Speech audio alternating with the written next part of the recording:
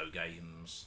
One of life's true pleasures. The feelings of joy from the latest Mario game. The terror of the likes of Resident Evil. And really getting hit right in the feels by things like the opening to The Last of Us Part 1.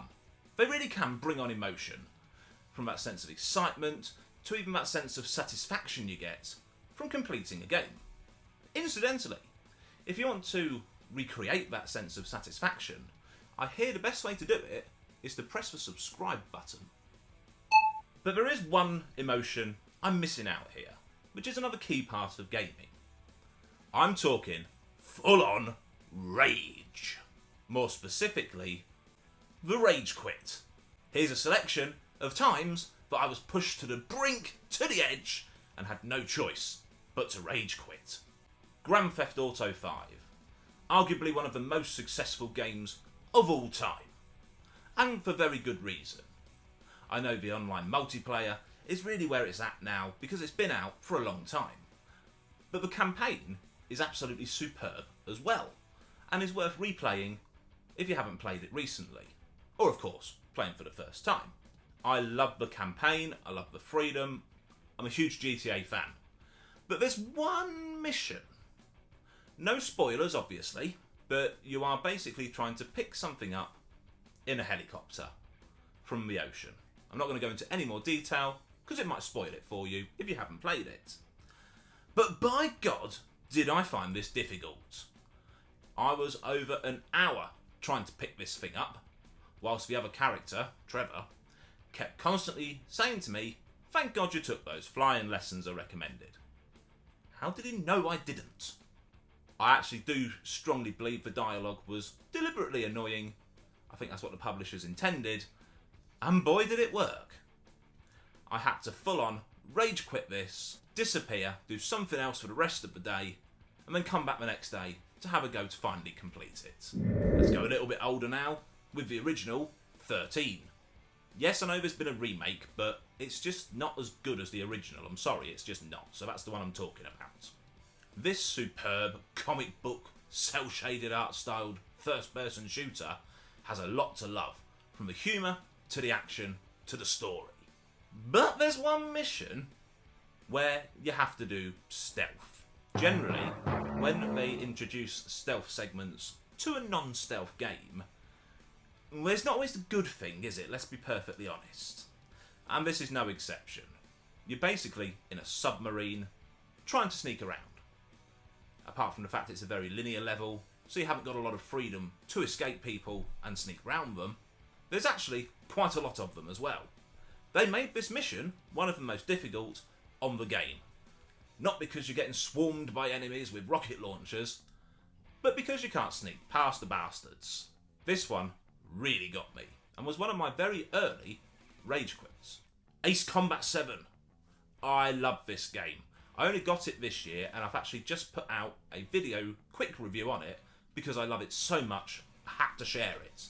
I'm currently on my second playthrough, which I started immediately after I finished my first one. That's how good it is. But that doesn't mean it didn't wake up my inner anger.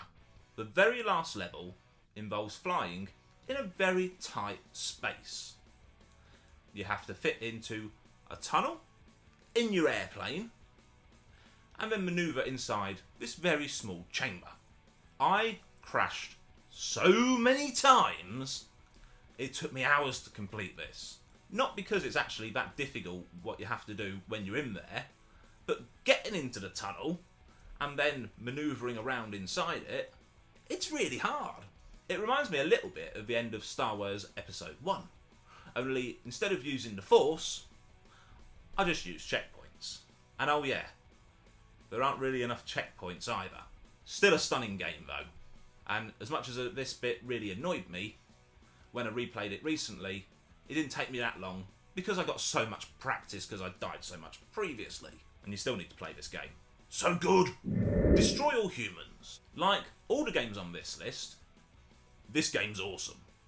I played it on the original Xbox, you can also get it on the PS2, and they have brought out a remaster, I think it was around 2 years ago.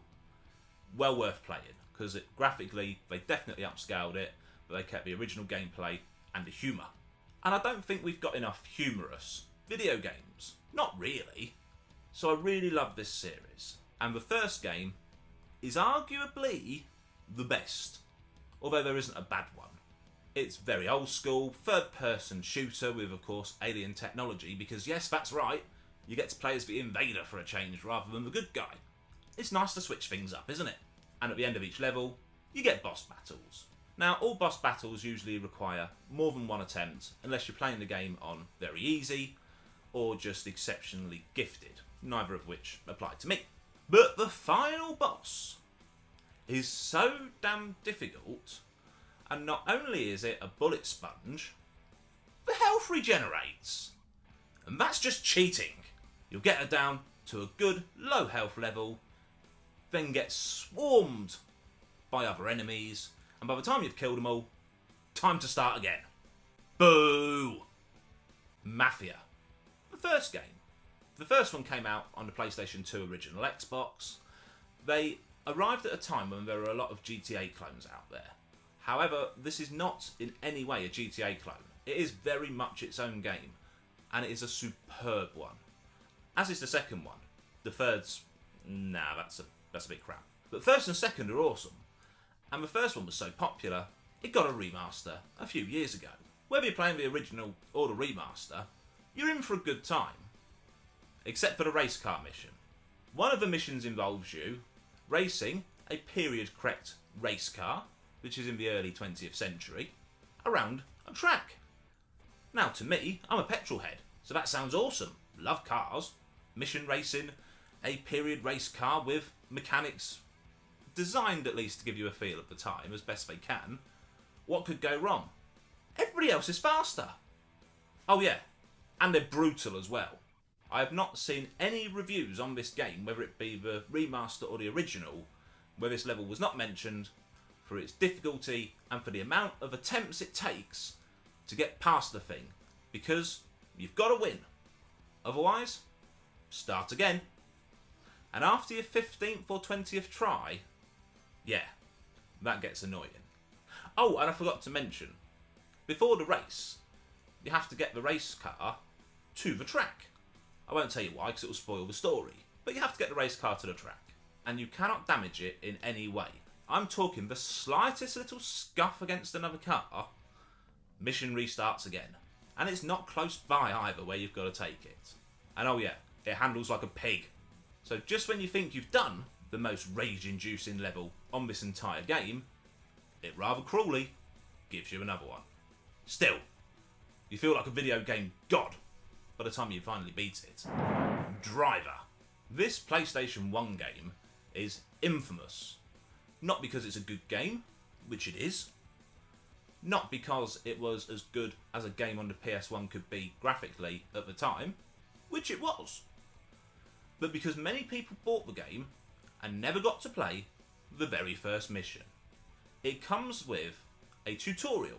Now that's quite standard now, isn't it? You usually get your first mission, which is a little bit easy, and it gets lots of prompts along the way to teach you what the controls are. Well, not every game had this. Usually you found out what the controls were by reading the instruction manual. But this kindly gives you a tutorial. But wow, is it tough. I will hold my hands up and say that I had this game and I simply couldn't get past the tutorial no matter how much I tried. In the end, a friend came round after school and we spent hours and hours beating it, but by the time we finally beat the tutorial, or in fairness, he did, it was time for him to go home. And that memory card with that save on was like gold dust to me. I appreciate what the developers were trying to do, but making the tutorial a barrier to playing the full game is meant to be easy. That didn't go too well. But then again, it has got the game remembered. And now for two honourable mentions. First of all, Hotline Miami. Love this game. It's one shot, one kill though. And it is designed to be repetitive, so you get used to a pattern going through the rooms. You're not designed to be able to complete the level first try. Which is great, unless you didn't know that when you first started playing it. Then, frustration can set in. You have been warned. And this is a very personal one. all Battle Royale games. This might be where I show my age. I want to play Call of Duty Warzone. I want to be good at Call of Duty Warzone. But 9 times out of 10, I get killed before my parachute closes and I land. And you know it's some spotty teenager who's just destroying you, running around the map, doing somersaults so you can't even get him in your sights anyway. If ever there was a time for the meme of, just get good, I really need that one for this. But it has stopped me playing them because I'm just not good enough. Probably because I didn't grow up playing multiplayer. And that's my little list of times when I have rage quit brilliant games. Tell me in the comments about times you've been pushed to the brink. Have you been twisting the controller hoping to snap it in half? Have you been so annoyed that you've taken the disc out and thrown it down the garden like a frisbee? I'd love to hear from you all as always, and until next time, ta-da!